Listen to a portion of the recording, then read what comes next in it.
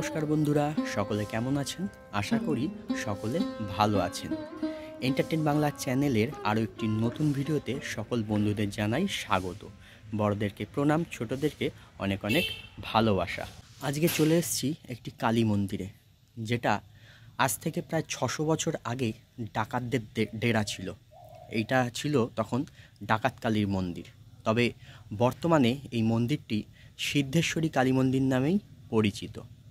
তো বন্ধুরা, আজকে আমি কোথায় এসেছি, কোন মন্দিরে এসেছি, এই মন্দির কোথায় অবস্থিত, আপনারা কিভাবে আসবেন এই মন্দিরে, এই মন্দির খোলা বন্ধের সময় এবং এই মন্দিরের সংক্ষিপ্ত ইতিহাস থাকছে এই ভিডিওতে। তো বন্ধুরা, ভিডিওটা স্কিপ না করে পুরোটা দেখার অনুরোধ রইল। ভিডিওটি দেখে আপনাদের কেমন লাগলো অবশ্যই কমেন্ট করে জানাবেন। ভালো লাগলে একটি লাইক করবেন, শেয়ার করবেন এবং চ্যানেলে যদি নতুন হয়ে থাকেন তবে চ্যানেলটি সাবস্ক্রাইব করে আমার পাশে থেকে আমায় আশীর্বাদ করবেন। তো চলুন শুরু করা যাক আজকের ভিডিও। আজকের গন্তব্যস্থলে যাওয়ার জন্য আমি চলে এসেছি জিরাট স্টেশনে। জিরাট স্টেশনে আসার জন্য আপনারা হাওড়া থেকে বা ব্যান্ডেল থেকে কাটোয়া লোকাল ধরে খুব সহজেই এই জিরাট স্টেশনে পৌঁছতে পারবেন। আর যদি কেউ শিয়ালদহের দিক থেকে আসেন তবে শিয়ালদহ থেকে সকালের দিকে একটা কাটোয়া লোকাল থাকে, সেটা ধরে আপনারা আসতে পারেন। তা নাহলে শিয়ালদহ থেকে নৈহাটি থেকে ব্যান্ডেল এসে ব্যান্ডেল থেকে কাটোয়া লোকাল ধরে আপনারা এই জিরাট স্টেশনে পৌঁছতে পারবেন। আচ্ছা, এবারে ব্যান্ডেলের দিক থেকে আসলে আপনারা নামবেন হচ্ছে 2 নম্বর প্ল্যাটফর্মে।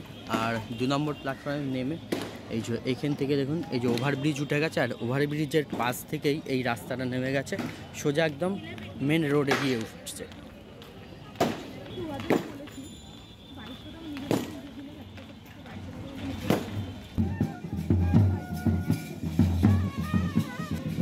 এই যে মেন রোডে বেরিয়ে আপনাদের এবারেই বাঁ দিকে চলে যেতে হবে। বাঁ দিকে একটু এগিয়েই সামনে আপনারা পেয়ে যাবেন টোটো স্ট্যান্ড। সেইখান থেকে আপনারা টোটোয় উঠে আপনাদের বলতে হবে জিরাট সিদ্ধেশ্বরী কালী মন্দির যাব।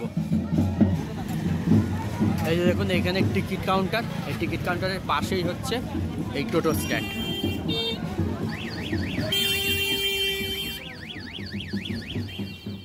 তো বন্ধুরা, আমি জিরাট স্টেশন থেকে টোটোয় করে মাত্র 10 টাকা ভাড়ার বিনিময়ে 5 মিনিটে পৌঁছে গেছি আজকের গন্তব্যস্থল সিদ্ধেশ্বরী কালী মন্দিরে। আমার পেছনেই দেখতে পাচ্ছেন মন্দির চত্বর।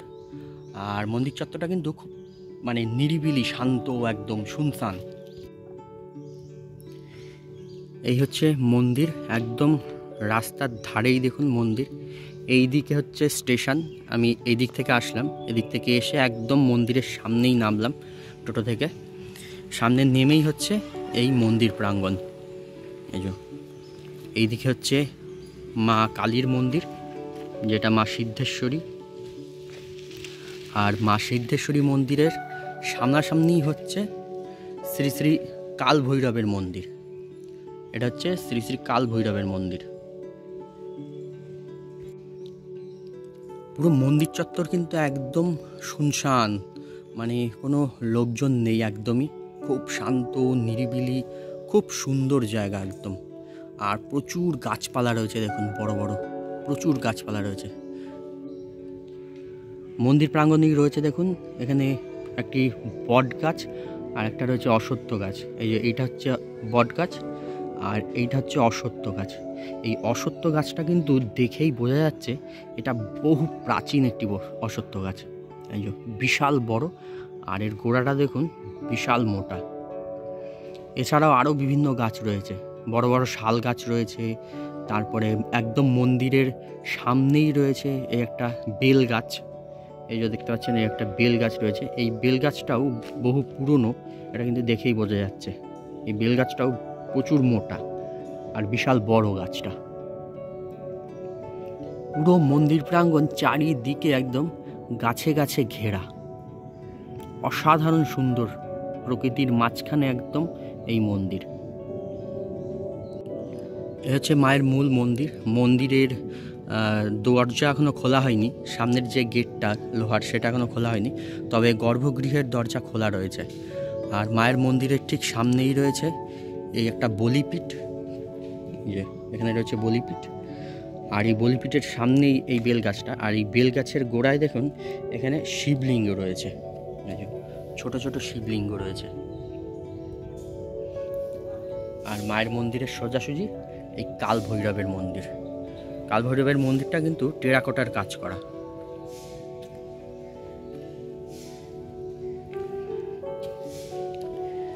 এই যে এখানে দেখুন লেখাও রয়েছে, একটা ফলকে, সাদা ফলকে লেখা রয়েছে শ্রী শ্রী মহাকাল ভৈরবের মন্দির, প্রায় 600 বছরের প্রাচীন কারুকার্য খচিত মন্দির। বন্ধুরা, এটা যে শুধু ডাকাতকালী মন্দির বা সিদ্ধেশ্বরী কালী মন্দির তাই নয়, কিন্তু এটা কিন্তু বলয়পীঠ। বলয়পীঠ বলতে কি, যেখানে সতীর দেহত্যাগের পর বিভিন্ন জায়গায় সতীর সেই দেহখণ্ড যে পড়েছিল সেগুলো তো এক একটা সতীপীঠ। আর সেছাড়াও সতীর যে সমস্ত গয়নাগাটি যে যে জায়গায় পড়েছিল সেই জায়গাগুলোকে বলয়পীঠ বলা হয়। তো এটাও কিন্তু একটি বলয়পীঠ। শুনেছি এখানে সতীর হাতের বলয় অর্থাৎ চুড়ি পড়েছিল একটা, সেই কারণে এটাকে বলয়পীঠ বলা হয়। মন্দিরের গর্ভগৃহের দরজা খোলা হয় সকাল 6টা থেকে 6:30টার মধ্যে, আর মন্দিরে পুজো আরম্ভ হয় 11:30 থেকে, বেলা 11:30 থেকে 12টার মধ্যে মন্দিরের পুজো আরম্ভ হয়। হুগলি জেলার জিরাটের কালিয়াগড়ের মা সিদ্ধেশ্বরীর মন্দির সাদামাটা মাঝারি আকারের। মন্দিরের চারপাশে বট, অশ্বত্থ, বকুল, বেল এরকম বিভিন্ন ছোট বড় গাছ দিয়ে ঘেরা। পূর্বে মন্দিরটি ছিল ভাগীরথীর তীরে। মন্দিরের পাশ দিয়েই নেমে গেছে একটি সিঁড়ি, পূর্বে যেইটি ছিল নদীর ঘাট। মন্দিরের দেয়ালে পাথরের ফলকে লেখা আছে বলয়পীঠ শ্রী শ্রী সিদ্ধেশ্বরী মাতার মন্দির। 10ম শতাব্দীর মধ্যভাগে নির্মিত আদি মন্দির কালপ্রবাহে জীর্ণ হওয়ায় সেইখানেই নির্মিত হয়েছে বর্তমান মন্দিরটি। এই স্থানটি একটি উপপীঠ। এইখানে দেবী সতীর বলয় বা বালা পতিত হয়েছিল, তাই এর নাম বলয়পীঠ। যে যে স্থানে দেবী সতীর অঙ্গ পতিত হয়েছে সেই স্থান মহাপীঠ নামে খ্যাত। তেমনি যে যে স্থানে সতীর আভরণ পতিত হয়েছে সেই স্থানগুলি উপপীঠ নামে মর্যাদা পেয়েছে। কালী মন্দিরের দক্ষিণে রয়েছে মহাকাল ভৈরবের মন্দির। মন্দিরের গায়ের ফলকে লেখা আছে ভৈরবের মন্দিরটি প্রায় 600 বছরেরও বেশি প্রাচীন। মন্দিরটি উঁচু ভিত্তি বেদির ওপরে 8 চালার একটি মন্দির। মন্দিরের গায়ে রয়েছে টেরাকোটার কাজ। এই মন্দিরের গর্ভগৃহে রয়েছে কালো পাথরের 3টি শিবলিঙ্গ। বহুদিন থেকেই জঙ্গলাকীর্ণ এই স্থান ডাকাতদের আখড়া ছিল। মায়ের কাছে নরবলি দিয়ে তারা ডাকাতি করতে যেত। এই কালী মন্দির প্রতিষ্ঠার তেমন কোনো প্রমাণ পাওয়া না গেলেও দেবীর আবির্ভাব প্রসঙ্গে একটি জনশ্রুতি রয়েছে। কোনো এক সময় ভাগীরথীর পূর্ব পারে এক ব্রাহ্মণ বাস করতেন। পুত্রদের সঙ্গে মনোমালিন্য হওয়ায় আত্মহত্যার উদ্দেশ্যে তিনি নদীতে ঝাঁপ দেন। উত্তাল ভাগীরথীর সঙ্গে লড়াই করতে করতে এসে পড়েন পশ্চিমকূলের এক গভীর জঙ্গলে। তিনি একটি বেলগাছের নিচে বসে ঘুমিয়ে পড়েন।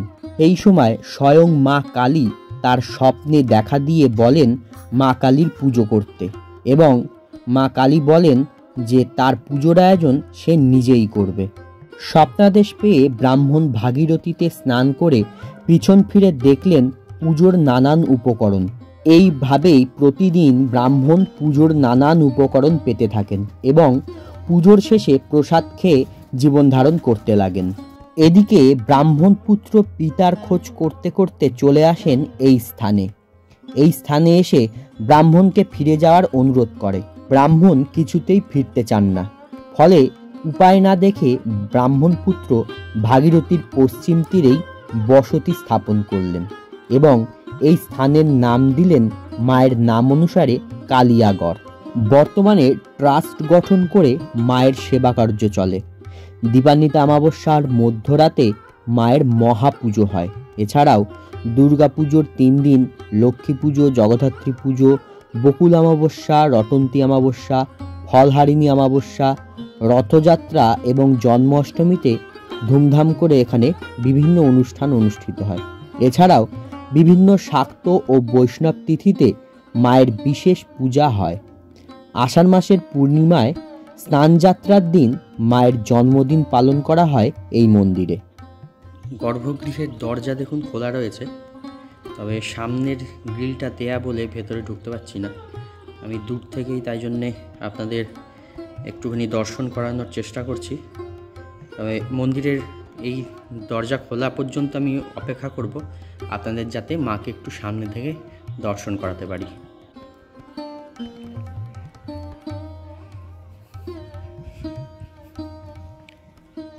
এদিকেও দেখুন একটা ছোট্ট মতন মন্দিরের মতন রয়েছে, আর এখানে বিভিন্ন ঠাকুর বসানো রয়েছে, যে কার্তিক ঠাকুর, বিশ্বকর্মা ঠাকুর এইসব বসানো রয়েছে এখানে।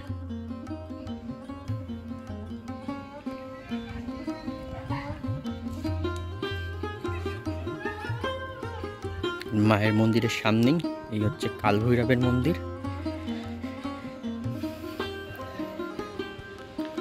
কালভৈরবের মন্দিরে দেখুন টেরাকোটার কাজ করা রয়েছে, তবে বহু প্রাচীন মন্দির তো সেই কারণে সেই কাজগুলো এখন প্রায় ধ্বংস হয়ে গেছে, অনেক অতটা ভালো করে বোঝা যাচ্ছে না। ওপর দিকে দেখুন এরকম গণেশ, লক্ষ্মী, মা দুর্গা, মা কালী, এরকম বিভিন্ন ধরনের মূর্তি করা রয়েছে।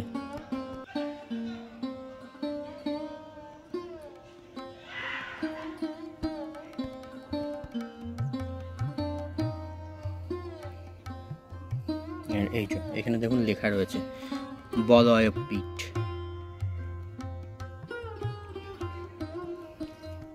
এই মন্দিরটা একটা উঁচু ভিত্তিবেদির উপরে, আর মন্দিরের চারিদিক দিয়ে দেখুন প্রদক্ষিণ করার খুব সুন্দর জায়গা করা রয়েছে।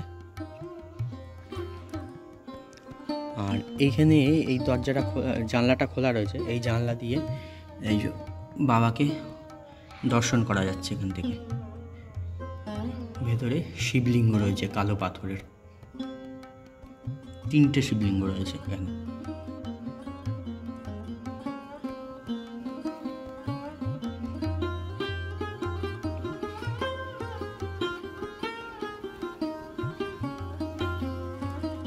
আর এই মন্দিরের প্রবেশদ্বার হচ্ছে দুটো, এর সামনেই একটা, আর মায়ের মন্দিরের সোজাসুজি এই জায়গা থেকে এসেই এই দিকে একটা প্রবেশদ্বার রয়েছে এই মন্দিরের, এই গর্ভগৃহের।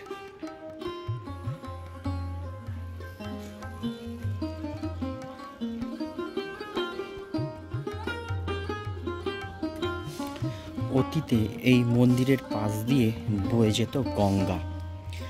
আর এখানে দেখুন মন্দিরের সামনে, মন্দিরের প্রাঙ্গণ দিয়েই এখানে একটা এই ঘাটের মতন রাস্তা রয়েছে, গঙ্গার ঘাটগুলো যেমন হয় সেই রকম দেখুন এখানে রাস্তা রয়েছে, এই সিঁড়ি সিঁড়ি করা।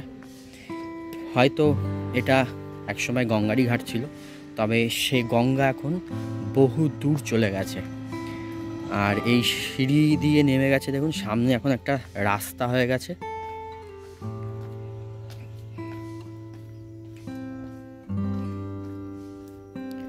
এই যে দেখুন সামনে একটা রাস্তা হয়ে গেছে এখন, আর সেই গঙ্গা অনেক দূর চলে গেছে।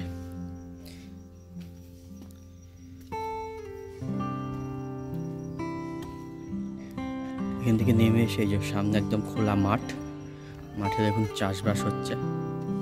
আর এই রাস্তা দেখুন, এদিকে এই মন্দিরের পাশ দিয়ে এই রাস্তা চলে গেছে একদম। এই যে সামনে মন্দির, আর এই সিঁড়ি নেমে এসছে এই রাস্তায়।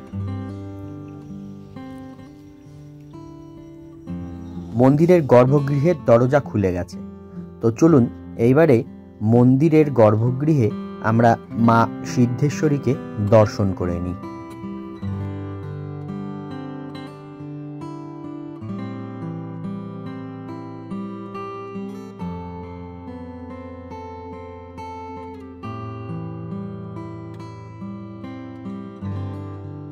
মন্দিরের গর্ভগৃহের দরজা খোলার যেহেতু সময় হয়ে গেছে, অনেক ভক্তরাও এসছেন দেখুন মাকে পুজো দিতে এই মন্দিরে।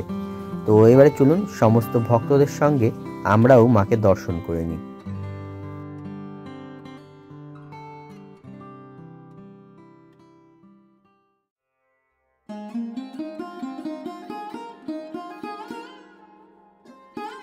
গর্ভগৃহে পঞ্চমুণ্ডির আসনে বিরাজ করছেন মা সিদ্ধেশ্বরী। দেবীর চরণতলে শায়িত মহাদেব। মহাদেবের মাথা দেবীর বাম দিকে। দেবী এখানে মৃন্ময়ী। দেবী মায়ের উচ্চতা প্রায় 5 ফুট। কিছু বছর অন্তর দেবীর অঙ্গরাগ হয়, তবে প্রাচীন মূল কাঠামোটি আজও অক্ষত রয়েছে। মায়ের পুজো হয় এখানে তন্ত্রমতে। বলি প্রথার প্রচলনও রয়েছে শুধুমাত্র মানস পূজার ক্ষেত্রে।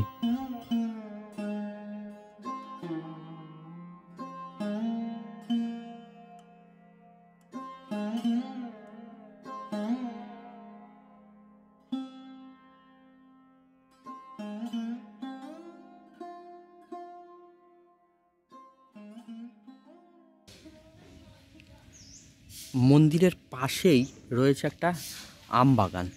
এই যে সামনেই দেখুন, এখানে একটা আম বাগান রয়েছে, বিশাল বড় কিন্তু এই জায়গাটা। এর ভেতরে ঢুকলে এখানে দেখুন চাষের জমিও রয়েছে, আর এরকম বড় বড় প্রচুর আম গাছ রয়েছে। আর খুব সুন্দর ওই যে ধানের গোলা, তারপরে খড় সাজানো রয়েছে। দারুণ লাগছে জায়গাটা। এখানে হয়তো পিকনিক করার মানে এই জায়গাটা, এখানে মানুষ হয়তো পিকনিক করে। খুব সুন্দর লাগছে জায়গাটা। এদিকটা দেখুন চাষের জমি,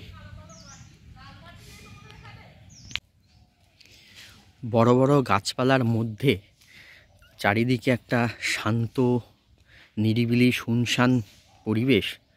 আর এই মন্দির অসাধারণ সুন্দর লাগছে।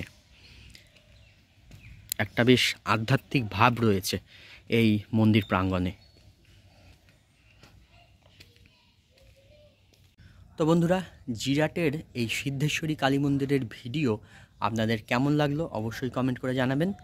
ভালো লাগলে একটা লাইক করবেন, শেয়ার করবেন, এবং চ্যানেলে যদি নতুন হয়ে থাকেন তবে চ্যানেলটি সাবস্ক্রাইব করে আমার পাশে থেকে আমায় আশীর্বাদ করবেন। তো আজকের মতন ভিডিওটা এখানেই শেষ করছি। দেখা হচ্ছে পরবর্তী নতুন কোনো ভিডিওয়। সবাই ভালো থাকবেন, সুস্থ থাকবেন, সাবধানে থাকবেন।